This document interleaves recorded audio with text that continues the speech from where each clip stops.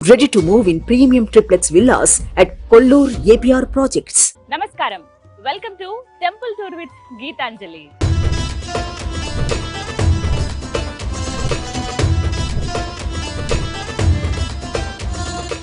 ఇవాల్టి కార్యక్రమంలో మనం వీక్షించబోతున్న దేవాలయం ఏదో తెలుసా? అన్నమయ్య జిల్లా వాల్మీకిపురంలో ఉన్నటువంటి శ్రీ పట్టాభిరామ దేవాలయం. ఎంతో సుందరమైన దేవాలయం ఇది. కొన్ని వేల ఏళ్ల చరిత్ర ఉంది. ఇక్కడ స్వామివారు స్వయం వ్యక్తమయ్యారు. మరి ఆ విశేషాలేంటో లోపలికి వెళ్ళి వారిని దర్శించుకుని తెలుసుకుందామా? రండి.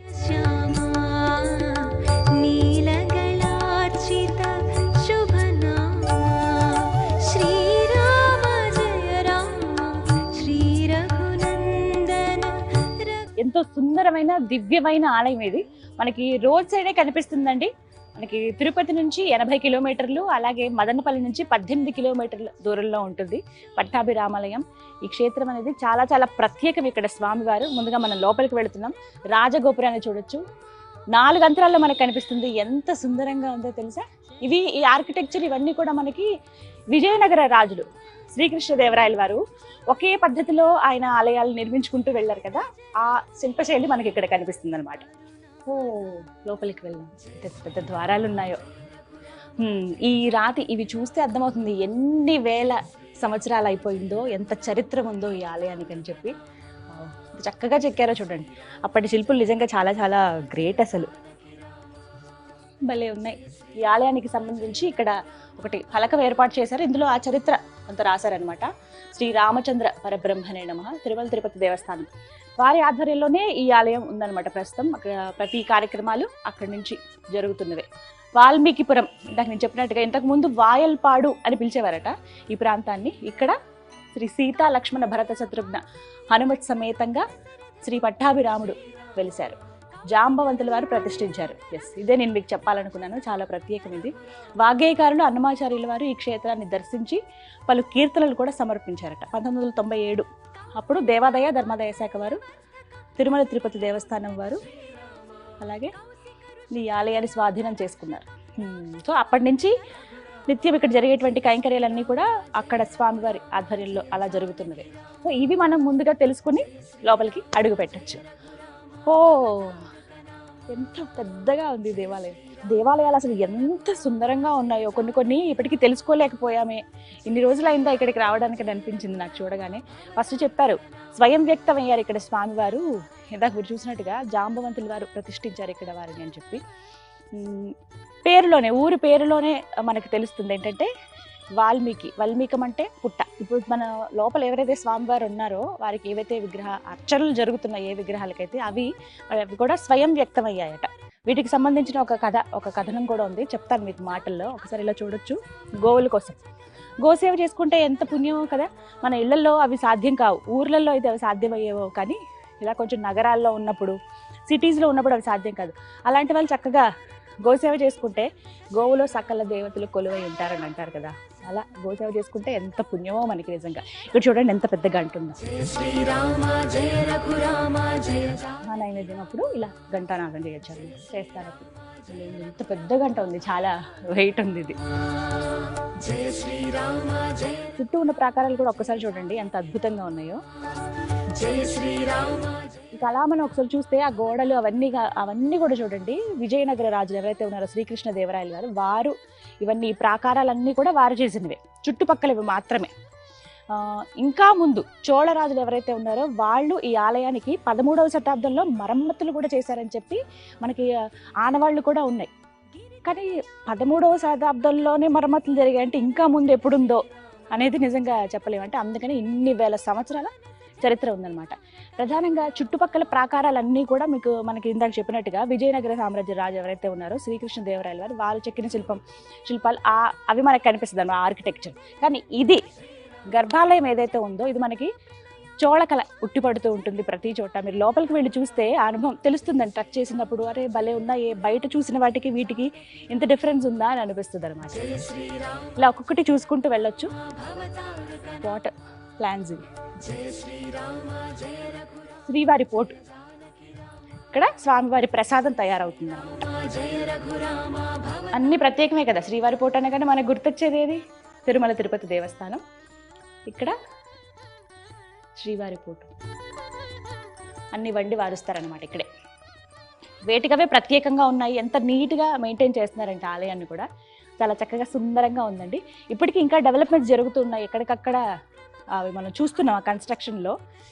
గోడల్ని మాత్రం అండి, గర్భాలయం గోడల్ని అలాగే ఉంచేశారు, వాటికి మళ్ళీ పెయింట్లేసి అలా కాకుండా. ఎందుకంటే అప్పట్లో రాతి ఎలా తీసుకొచ్చేవాళ్ళో తెలియదు, ఇదంతా కొంచెం కొండ ప్రాంతం కదా. ఇప్పుడంటే ఇన్ని ఫెసిలిటీస్ ఉన్నాయి, వెహికల్స్ సపోర్ట్. అప్పట్లో అసలు అంతా ఏనుగులు, గుర్రాలు ఇవే కదా సహాయం. అవి చూడండి ఆ రాళ్ళు ఎంత పెద్ద పెద్ద రాళ్ళు. ఓ ఈ స్టోన్స్ అసలు అప్పటి కొన్ని వేల ఏళ్ళ చరిత్ర ఉందన్నమాట ఈ రాతికి కూడా. చిన్న చిన్నవి మనం కొంచెం దగ్గర క్లోజ్గా గమనిస్తే తెలుస్తాయి. ఇవ్వండి ఆదిశేషు ఇలా చుట్టుకుని ఉన్నట్టుగా పడగ విప్పినట్టుగా కనిపిస్తుంది. అణువణువున ఆ శిల్పకళ నిజంగా అద్భుతం. ఇవి ఇప్పుడు చూసినటువంటి ఈ ప్రాకారాలన్నీ కూడా శ్రీకృష్ణదేవరాయల వారు అప్పుడు ఇవన్నీ డెవలప్, అంటే ఒక్కొక్కలే రాజుల పరిపాలనలో కొంచెం అలా డెవలప్ అవుతూ వచ్చిందనమాట మనకి. ఈ ఆలయానికి సంబంధించిన చరిత్ర ఏమిటి అని అంటే, పూర్వకాలంలో అప్పుడు వాల్మీకి మహర్షి అలాగే జాంబవంతుల వారు చాలా ప్రార్థన చేశారంట ఆ శ్రీరామచంద్రుడికి. అయ్యా నువ్విక్కడ వెలిస్తే ఎంతోమందికి నీ గురించి తెలుస్తుంది, నీ పరిపాలన ఏ విధంగా తెలుస్తుంది, నువ్వు ఉండడమే మాకు ఒక విశేషం స్వామి, నువ్వు మాకు కరుణించు, మాకు కనపడు అని చెప్పి నీ అంతటి నువ్వే ఇక్కడ ఉద్భవించాయా అని ఎంతో వేడుకుని ప్రార్థన చేశారట ఆయన అనుగ్రహం కోసం, ఆయన కటాక్షం కోసం. వారు అలా తపస్సు చేస్తూ ఉండగా ఒకనొక సమయంలో శ్రీరాముల వారు ప్రత్యక్షమయ్యారు. ఏమైంది, ఎందుకు మీరు ఈ విధంగా తపస్సు చేస్తున్నారు, మీ తపస్సుకు మెచ్చాను నేను, మీకు ఏం కావాలని అడిగితే, అయ్యా మాకు ఇంకే కోరికలు అవసరం లేదు స్వామి, నువ్వు ఇక్కడ ఉండు చాలు, నీ అంతటి నువ్వే స్వయంభుగా నువ్వు వ్యక్తమైతే ఈ ప్రాంతం అంతా కూడా సస్యశ్యామలం అవుతుంది, నీ కృపతో ప్రజలందరూ కూడా సుభిక్షంగా ఉంటారని అడిగితే తడవుగా ఆయన వరాలు ఇచ్చే దేవుడే కదా శ్రీరాముడు. ఏమన్నా సరే ఆ చక్కగా చిన్ని నవ్వుతో అందరిని అలా కట్టిపడేస్తారు ఆయన. అయితే తప్పకుండా, అయితే వారు అడిగింది, అయితే మాకు ఒక విన్నపం ఉంది స్వామి, ఈ విధంగానే నువ్వు ఇక్కడ వ్యక్తం అవ్వాలి అండి. ఏమిటి అని అడిగితే, సోదరులతో పాటుగా అమ్మవారు నీ సోదరులు ఎవరైతే ఉన్నారో వారితో పాటుగా నువ్వు ఇక్కడ వ్యక్తం అవ్వాలని అడిగారట. ఇంకేముంది, భక్తుల కోరికను మన్నించేవారే కదా ఆ శ్రీరామచంద్రుడు. తప్పకుండా నేను స్వయం వ్యక్తం అవుతానని చెప్పి స్వామివారు అక్కడ వ్యక్తమై వెంటనే అంతర్ధానం అయిపోయారట. తీరా చూస్తే ఎక్కడా కనిపించలేదు. దూరంగా అలా వెళ్తూ ఉంటే వాల్మీకి మహర్షికి అలాగే జాంబవంతుల వారికి ఒక పుట్ట కనిపించింది. పుట్ట ఉందేంటి ఇక్కడ అని ఒళ్ళు చూసేటప్పటికి ఆ పుట్టలో స్వామివారి రూపం కొంచెం కనపడిందంట. ఇంకా వాళ్ళ ఆనందానికి హద్దులు లేకుండా పోయాయి. మేము ఇలా అడిగాం స్వామి, అడగగానే నువ్వు మాకు వరం ఇచ్చావని చెప్పి మొత్తం ఆ తొలిచి చూస్తే పుట్టలో వచ్చారు. అందుకనే ఇది వాల్మీకిపురం. వాల్మీకి అంటే మనకి పుట్టని తెలుసు కదా, వాల్మీకుల్లో దొరికినటువంటి విగ్రహాలు కాబట్టి ఇది వాల్మీకిపురం అయిందనమాట ఈ ప్రాంతం. అయితే లోపల మనం చూడొచ్చు ఇప్పుడు ఎలా అయితే వారు కోరుకున్నారో, వాల్మీకి మహర్షి కావచ్చు, జాంబవంతులు వారు ఏ విధంగా అయితే వాళ్ళు అడిగారో, మొత్తం అది మీ సోదరులతో పాటు రావయ్యా ఇక్కడ ఉండు అని అన్నందుకు లోపల మనం గమనించవచ్చు. శ్రీరాముల వారు, సీతమ్మ తల్లి, అలాగే లక్ష్మణ భరత శత్రుఘ్నులు వీళ్ళందరూ కనిపిస్తారు. శ్రీరాముల వారు ఓవైపు ఎడం పక్కగా ఇక్కడ లక్ష్మణులు కనపడతారు, కుడివైపున సీతాదేవి ఉంటారు. ఇది చాలా ప్రత్యేకమని చెప్పుకోవాలి. మరెక్కడా ప్రపంచంలో మరే దేవాలయంలో ఈ విధంగా పట్టాభిరాముడు సోదరులతో పాటు కొలువై ఉండడం అనేది మొట్టమొదటి దేవాలయం అని చెప్పుకోవాలి. చాలా ప్రత్యేకమైన దేవాలయం ఇది. అమ్మవారు ఇక్కడ కుడివైపున మనకు కనిపిస్తారు. చాలా మందికి ఒక భావన ఉంటుంది, అదేంటి అమ్మవారు కుడివైపు ఉండడం ఏంటి, ఎడం వైపున కదా ఉంటారు భార్య, అంటే లెఫ్ట్ సైడ్ కదా ఉండాలి, ఎడం వైపునే ఉండాలి కదా అంటారు. కానీ వైష్ణవ సాంప్రదాయంలో యజ్ఞ యాగాదులు చేసేటప్పుడు, ఏమైనా క్రతువులు పూజాది కార్యక్రమాలు చేసేటప్పుడు భార్య కుడి పక్కనే ఉండాలి. అందుకనే ఈ విధంగా అనమాట. ఇలా ఎక్కడికక్కడ గోపురాలు మనకి మండపాల్లాగా కనిపిస్తాయి అన్నమాట. వివిధ కార్యక్రమాలు ఇక్కడ చేస్తారు స్వామివారికి. ఒక్కొక్క మండపం దగ్గర మనకేంటంటే స్వామివారికి ఊంజల సేవ జరుగుతుంది, ఇంకొక మండపం ఉంటుంది అక్కడ కళ్యాణం అని, ఇలా చుట్టూ ప్రకారాలు మనకు కనిపిస్తాయి. కాసేపు ఆలయ ప్రాంగణంలో కూర్చుంటే ఎంత హాయిగా అనిపిస్తుందో, ఏనుగులు ఎంత హాయిగా అనిపిస్తుందో కదా. ఈ దేవాలయంలో స్వామివారు ఒక ముద్రతో కనిపిస్తారు. ఆ ముద్ర కూడా చాలా చాలా ప్రత్యేకత ఉంది. అంటే వారు చెప్పేది ఒక్కటే, మనం ఏ పని చేసినా సరే శ్రద్ధతో చేయాలి. ఒక మాట అంటారు, నీలో సత్తువ ఖచ్చితంగా ఉంటుంది, దాని మీద నువ్వు కాన్సన్ట్రేట్ చేసి నువ్వు ఏం చేయగలవు అనేది చెయ్యి, ఖచ్చితంగా దైవం నీకు తోడవుతుంది అంటారు కదా. అది ఇక్కడ స్వామివారు మనకి సంకేతం ఇస్తూ ఉంటారన్నమాట. అలాగే ఇంకొకటి మనకి అమృత హస్తం చూపిస్తూ ఉంటారు. నా పాదాలే నీకు శరణ్యం, నువ్వు వచ్చి వేడుకో ఖచ్చితంగా అది నెరవేరుతుంది అనేది ఆ శ్రీరాములు వారు చెప్పే మాట. ఇక్కడ ధనుర్బాణాలను స్వామివారు పట్టుకోరు, కేవలం ఇలా ముద్ర మాత్రమే కనపడుతుంది, ఇంకొక చేతితో ఇలా ఉంటుందన్నమాట. మామూలుగా రాముడు అంటే మనం బాణం విల్లు ఇవే కదా ఊహిస్తాము, కానీ అవే ఉండవు. అలాగే సీతమ్మ వారు కూడా కుడివైపున ఉంటారు. యజ్ఞయాగాదులు చేసేది అలాంటి అప్పుడు అమ్మవారు కుడివైపున ఉంటారు. అమ్మవారి ప్రధానంగానే ఈ ఆలయంలో కూడా వివిధ పూజా కార్యక్రమాలు జరుగుతాయి అన్నమాట. ఇక విగ్రహాలలో ప్రత్యేకం ఏంటంటే లక్ష్మణ స్వామి వారేమో ఇలా ఎడం పక్క, కుడివైపు ఏమో అమ్మవారు, మధ్యలోనేమో ఆ పట్టాభిరాముడు, మరోవైపు భరతుడు శత్రుఘ్నుడు వింధ్యామరులు విసురుతూ ఉంటారనమాట. ఇలా మొత్తంగా మనకి మూల విరాట్లు కనపడతారు. అయితే ఇక్కడ ఏంటంటే మూల విరాట్ని మనం ఫొటోస్ తీయడానికి కానీ వీడియో తీయడానికి కానీ అస్సలు పర్మిషన్ లేదండి. చాలా ప్రత్యేకం కాబట్టి వచ్చి మీరు దర్శించుకోండి అమ్మా, అంతే తప్ప ఇలా తీయటానికి కుదరదు అని చెప్పారు. ఖచ్చితంగా మనం గౌరవించాలి. కానీ ఇది మీరు ఎవరైనా వచ్చి స్వయంగా చూడండి, చాలా ప్రత్యేకమైన దేవాలయం. అలాగే ఇదే దేవాలయంలో సాక్షాత్ ఆ శ్రీరాముల వారే కొలుచుకునేటువంటి రంగనాథ స్వామి దేవాలయం కూడా ఉంది. భూలక్ష్మి సమేత రంగనాథ స్వామి దేవాలయం అన్నమాట. ఇదిగో ఇదే దేవాలయం. ఇవన్నీ కూడా పందిళ్ళు కార్యక్రమాలు జరిగేటప్పుడు, ఏకాదశికి కావచ్చు, అలాగే మన సంక్రాంతి అప్పుడు ఇలా పందిళ్ళు వేసుకోవడానికి వీలుగా ఇలా కర్రలు ఇవన్నీ ఇలాగే ఉంచేశారు. వీటిపైన పరదాలు వేసి మనకి నీడ వచ్చేలా చేసి ఎంతోమంది భక్తజనం వస్తూ ఉంటారు అనమాట ఇక్కడికి, వాళ్ళందరికీ నీడ కోసమని. ఇది రంగనాయకుల దేవస్థానం. మనకి భూలక్ష్మీదేవి సమేతంగా జయ విజయాలు ముందుగా ఉండగా లోపల స్వామివారు చక్కగా శయనిస్తూ ఉంటారు అనమాట, యోగ నిద్రలో ఉంటారు. ఎంత బాగుంటుందో మూర్తి. మనకన్నీ కూడా కృష్ణశిల, శాలిగ్రామశిల వీటితోనే ఉంటాయి, కానీ చాలా అందంగా ఉంటారు స్వామి. అయితే చూస్తూ మనం ఒక ద్వారంలోంచి మొత్తం స్వామివారిని చూడలేం, సగం మాత్రమే, నాభి వరకు మాత్రమే మనం స్వామివారిని చూడగలం. ఇక మిగతా భాగం ఇలా వంగి ఇటుపక్కకు వచ్చి చూడాలన్నమాట. ఇక్కడ ద్వారం చూడండి ఎంత బాగుందో. ఇది గర్భగుడికి లోపలికి వెళ్ళటానికి ఇంకొక మార్గం అనమాట. వుడ్ తోటి చేశారు, చాలా చక్కగా. జయ విజయాలు వీళ్ళకి ఒక వరం కదా ద్వారపాలకులుగా ఉండడానికి. ఇక్కడ శయనించి ఉన్నారు చూసారా విష్ణుమూర్తి, భలే ఉంది అసలు. ఒడ్డులోంచి బ్రహ్మదేవుడు వచ్చింది, ఆంజనేయ స్వామి, అలాగే గరుత్మంతుడు, అమ్మవార్లు ఇద్దరు యోగ నిద్రలో ఉన్నారండి స్వామి ఆదిశేషు పైన. చూసినప్పుడు ఏమనిపిస్తుంది అంటే భలే ఉంది కదా, మనం అందులో తన్మయత్వం అలా లీనమైపోతాం అంతే. అందులో ఇక్కడ స్వామివారు ఏంటంటే మనకి ఉత్తర ముఖంగా దర్శనమిస్తారు. అలాగే రంగనాయక స్వామివారు దక్షిణం వైపుగా ఉంటారు అనమాట, రెండు భాగాల్లో. రంగనాయక స్వామివారు ఇటువైపు ఉండడానికి కారణం ఏంటంటే ఇంతకుముందు ఇక్కడ బాహుదా నది ఉండేది. ఆ నది ప్రవహించే ఎప్పుడైనా సరే రంగనాయక స్వామివారు నదీ తీరాల దగ్గర అక్కడే వెలుస్తారనమాట. ఆయన స్వయం వ్యక్తం అవ్వడం కూడా అదే విధంగా ఉంటుంది. అయితే ఇప్పుడంటే ఇక్కడ ఇల్లు వచ్చేసాయి, కానీ ఇంతకుముందు బాహుదా నది ప్రవహించేది. ఆ నది ఎదురుగుండానే స్వామివారిని అలా ప్రతిష్ఠించారు. అది కూడా 17వ శతాబ్దంలో జరిగినవే ఇవన్నీ కూడా. అలాగే ఇదే ఆలయ ప్రాంగణంలో ఇంకొక దేవాలయం కూడా మనం చూడొచ్చు. ఇగో ఇక్కడే శ్రీ రుక్మిణి సత్యభామ సమేత శ్రీకృష్ణ స్వామి పాండురంగ విఠల అని అంటారు. ఇక్కడి నుంచి అంటే వాల్మీకిపురానికి కొద్ది దూరంలో విఠలం అనే ఒక ప్రాంతం ఉంది. అక్కడ స్వామివారి పూజలు జరిగేవి, చాలా చక్కగా దేదీప్యమానంగా స్వామివారి దేవాలయం ఉండేది. నా తర్వాత రోజుల్లో ఏం జరిగిందంటే, ఇంతకుముందు మనకు తెలుసు కదా, వేరే మతస్థులు కావచ్చు, కొంతమంది రాజులు దండయాత్ర చేసేవారు, కొన్ని దేవాలయాల్ని ధ్వంసం చేశారు. అందులో భాగంగానే విఠలంలో ఉన్నటువంటి శ్రీకృష్ణ స్వామి, రుక్మిణి సత్యభామ అమ్మవార్లు ఉన్నటువంటి ఆ దేవాలయం పైన కూడా దాడి జరిగింది. స్వామి అమ్మవారిని కాపాడుకోవాలనే ఉద్దేశంతో అక్కడి నుంచి తీసుకువచ్చి ఇలా పట్టాభిరామాలయంలో వారిని ప్రతిష్ఠించారనమాట. ఇక్కడ మనం అవే విగ్రహాలను చూడొచ్చు, ఎంత చక్కగా ఉంటారో. ఎప్పుడు జరిగేటువంటి పూజలే కావచ్చు, కళ్యాణాలు ఇవన్నీ కూడా ఇక్కడ కూడా జరుగుతాయి అన్నమాట. ఒకసారి రామాలయంలో అడుగు పెట్టామంటే సపరివారం, రామ్ పరివారం అంతా మనం దర్శనం చేసుకోవచ్చు. అలాగే బయట మనకి రంగనాయక స్వామిని చూడొచ్చు, అలాగే ఇక్కడ కృష్ణ భగవాన్ని కూడా చూడొచ్చు అనమాట. అలాగే ఇదే దేవాలయంలో చెన్నకేశవ స్వామి కూడా కొలువై ఉన్నారు. వాల్మీకి మహర్షి విగ్రహం మనం చూస్తాము. అలాగే ఆళ్వార్లు ఎవరైతే స్వామివారిని కీర్తించారో, పూజించారో ఇవన్నీ కూడా. ఇక్కడ ప్రత్యేకంగా స్వామివారి గురించి అన్నమాచార్యుల వారు కూడా కొన్ని కీర్తనలు పాడారు. అందులో వాల్మీకిపురం వాయల్పాడు అనే పేరు కూడా వచ్చింది. ఆ కీర్తనలు కూడా మనకి ఒకసారి చరిత్రలోకి వెళ్ళి తొలి వాగ్గేయకారులు ఎవరైతే ఉన్నారో పద కవిత పితామహులు అన్నమాచార్యులు వారు కీర్తించినటువంటి ఆ కీర్తనల్లో ఇప్పుడు నేను చూపిస్తున్నటువంటి ఈ పట్టాభిరామాలయం ప్రస్తావన కూడా ఉంది. కావాలంటే ఒకసారి మనం చెక్ చేసుకోవచ్చు కూడా.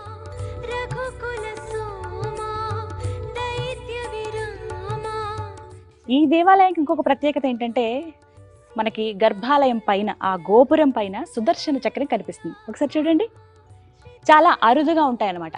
అదే గోపురం ఇంకొకటి మనకి లోపల హనుమాన్ ఉంటారు, ఆంజనేయ స్వామి ఉన్నటువంటి గోపురం పైన మనకి కలశం కనిపిస్తుంది. కానీ ఇక్కడ మాత్రం సుదర్శన చక్రం కనపడుతుంది. ఇలా సుదర్శన చక్రం ఉన్నవి మన తెలుగు రాష్ట్రాల్లో 5 మాత్రమే ఉన్నాయి. అలా పంచక్షేత్రాల్లో ఈ క్షేత్రం కూడా ఒకటి అనమాట. ఎంతో సుప్రసిద్ధమైన అలాగే ఎంతో మహిమాన్వితమైన క్షేత్రంగా కూడా ఈ పట్టాభిరామాలయం చెప్తారు. ఇక్కడ మనకి సుదర్శన చక్రం, స్వామివారి చేతుల్లో ఉండేటువంటి ఆ సుదర్శన చక్రమే గర్భాలయం పైన కనిపిస్తుంది అనమాట. అలా స్వామివారి దర్శనానికి వచ్చిన వాళ్ళు ప్రదక్షిణ చేస్తూ చేస్తూ ఆ సుదర్శన చక్రానికి కూడా నమస్కరించుకుంటారు. జై శ్రీరామ్.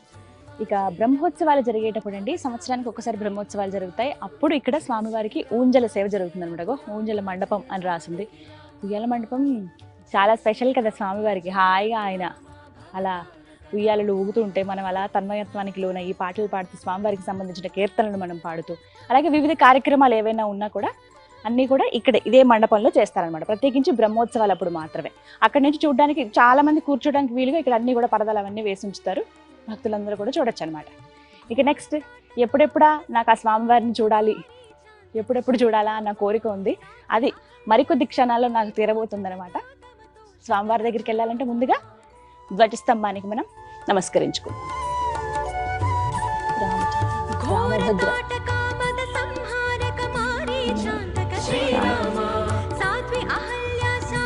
శ్రీరామచంద్ర పరబ్రహ్మణే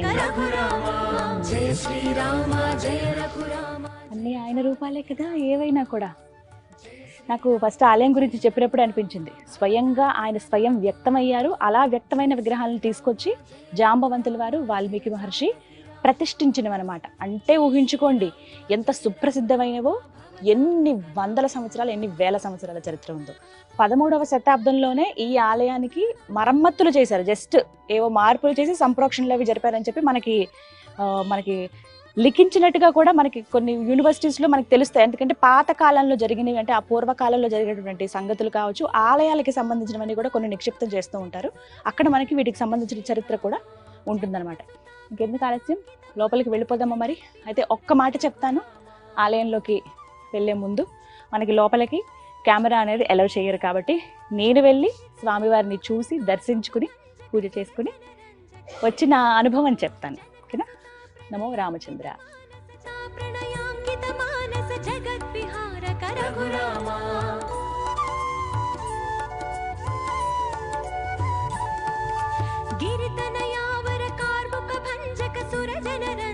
శ్రీరామ జనక సుతా ప్రణయాంకిత మానస జగద్విహారక రఘురామ జయ శ్రీరామ జయ రఘురామ జయ జానకి రామ జయ శ్రీరామ జయ రఘురామ భవతారక నామ జయ శ్రీరామ.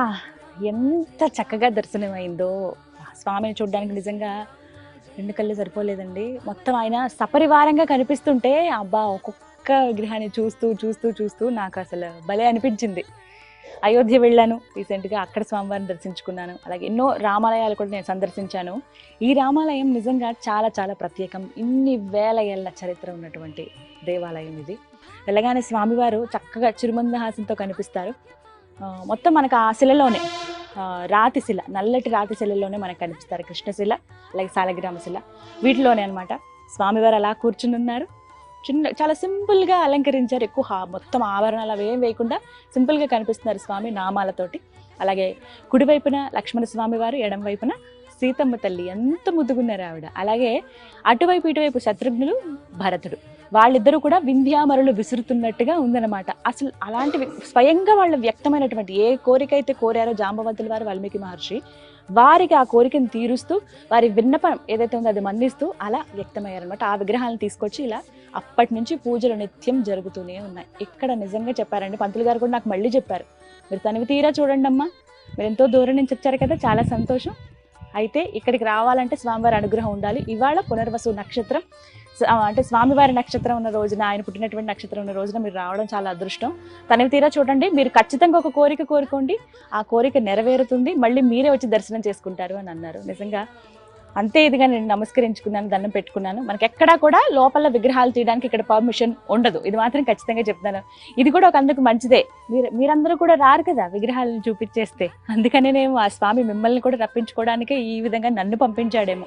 వీడియో చూస్తున్న వాళ్ళు రామాలయాలు మేము సందర్శించాలనుకుంటున్నాం, ఇన్ని వేల ఏళ్ళ చరిత్ర స్వయం వ్యక్తమైన స్వామివారిని చూడాలనుకుంటున్నాం అంటే కనుక నేను మీకు సింపుల్గా ఒక్క మరి మాత్రం చేస్తాను. నా అనుభవం నేను మాటల్లో చెప్పాను, కానీ స్వామివారి లోపల ఎలా ఉన్నారనేది చూపించడానికి ఒక చిత్రపటం మీకు నేను ఒక బాక్స్లో ఇస్తాను. ఇది కొన్ని వందల సంవత్సరాల క్రితంది, అది కూడా ఎలా ఉన్నారు స్వామి అని చెప్పి.